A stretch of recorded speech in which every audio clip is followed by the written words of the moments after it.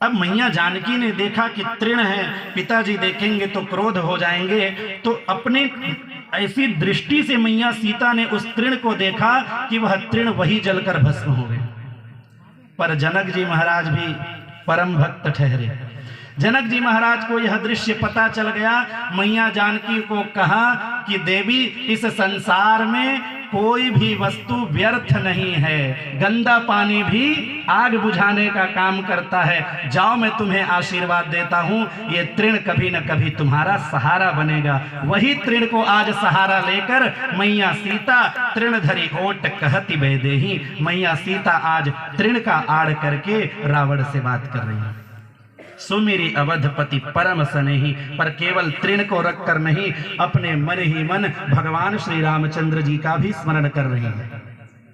ये हमारा सनातन धर्म है। पर पुरुष से यदि बात करें तो अपने पति का ध्यान रखें, अर्थात अपनी मर्यादा का ध्यान रखें।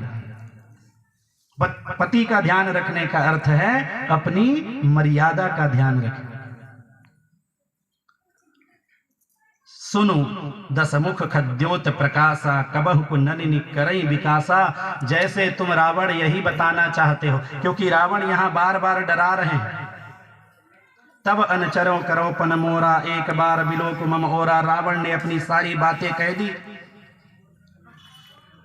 मैया सीता कह रही है कि तुम्हारी तुलना जैसे एक जुगनू अपनी तुलना सूर्य देव से करे वैसे ही है। भगवान श्री रामचंद्र जी से अपनी तुलना करना चाहता है रावण।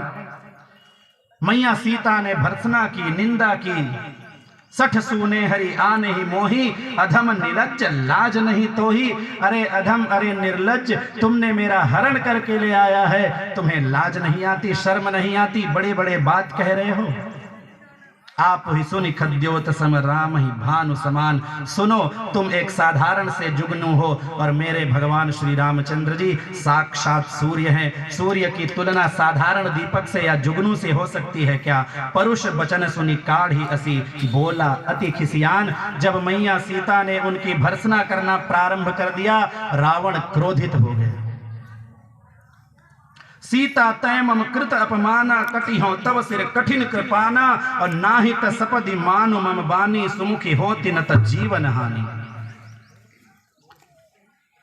जैसे ही रावण की निंदा मैया सीता ने किया, रावण को अत्यंत क्रोध आ गया। सीता तय मम कृत अपमाना, अरे सीते, तुमने मेरा अपमान किया। जिस तरह मैं तुम्हारे पिता तुल्य जटायु का पंख काटा हूं ना, वैसे ही आज तुम्हारे सिर को मैं अलग कर दूंगा। कितना प्यारा भाव में उत्तर दे रही है मैया सीता। मैया सीता कहती हैं, अरे रावण, यदि तुम्हें लगता है कि जटायु का पंख और जटायु को तुमने मारा है तो तुम बहुत बड़े भूल में हो। रावण ने कहा, अच्छा, मैंने नहीं मारा? मैया सीता कहती हैं कि जटायु जानते थे कि जब तक मेरे शरीर में यह मेरा पंख रहेगा, अर्थात मेरा अभिमान रहेगा, मेरे भगवान श्री राम मुझे गोद में नहीं बैठाएंगे। इसलिए सुनो रावण, जटायु ने स्वयं अपने हाथों अपने पंख को कटवाया और उसके बाद भगवान श्री रामचंद्र जी उन्हें अपने गोदी में बिठाए। तुम यदि समझते हो कि तुम्हारे कृपाण ने यह काम किया है, तुमने मारा है, तो बहुत बड़े भूल में। बार बार रावण धमका रहा है। मैया सीता कह रही हैं कि जिस कंठ को, जिस गले को तुम काटने की बात कर रहे हो ना, इस गले को मेरे प्रभु श्री रामचंद्र जी बड़े प्रेम से स्पर्श करते हैं। और जिस वस्तु को भगवान स्पर्श कर दिए हैं उसे तुम्हारा कृपाण भला काट सकता है क्या? श्याम सरोज दाम सम सुंदर, प्रभु भुज करी कर सम दस कंधर। और सो भुज कंठ की तव असी घोरा, सुनु सठ अस प्रवान पन मुर।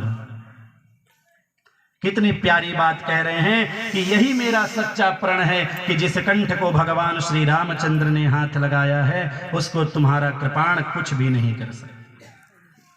लेकिन मैया सीता दुखी होकर चंद्रहास से स्वयं कह रही हैं, चंद्रहास हरु मम परितापम, रघुपति बिरह अनल संजातम। हे चंद्रहास, इस रावण की बात तो छोड़ दो, अब मैं जीवित नहीं रहना चाहती, तुम मुझे समाप्त कर दो। शीतल निशित बहसी बरधारा, कह सीता हरू मम दुख भारा। ये जो मेरे विरह का दुख है ना, अब मुझसे सहा नहीं जाता, अब इस दुख को आप मुझसे दूर करो। सुनत बचन पुनि मारन धावा, अब मय तनया कहीं नीति बुझावा। जब मैया सीता ने बार बार कहा कि तुम मेरा कुछ नहीं बिगाड़ सकते, तो रावण ने मारना चाहा, लेकिन मंदोदरी ने हाथ पकड़ लिया। कहे सी सकल निसी चरनि बुलाई, सीत ही बहु विधि त्रास हो जाए।